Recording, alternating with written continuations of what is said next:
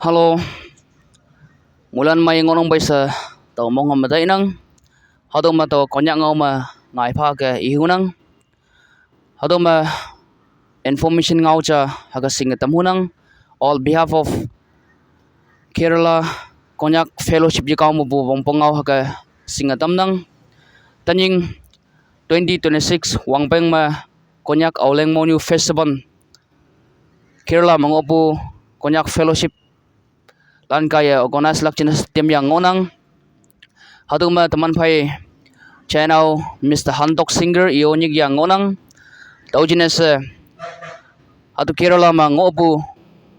chaya nyaulan nya nyaulan kada tamma lai nyaulak jenis kada tamma singengin yamnak jenis ausin oyen ngonang hadu batai tamma muilan om nganga aus hadu ngalon China tamnang ana hado date in time April date tu na mengalak ana location na Trivandrum at Kerala kepitan na mengalak tau jenas anuk avong ma law yingo ba moilan hado ba taidam om na ngangao sa hado ngalan China tamnang ana hado ba taidam jenas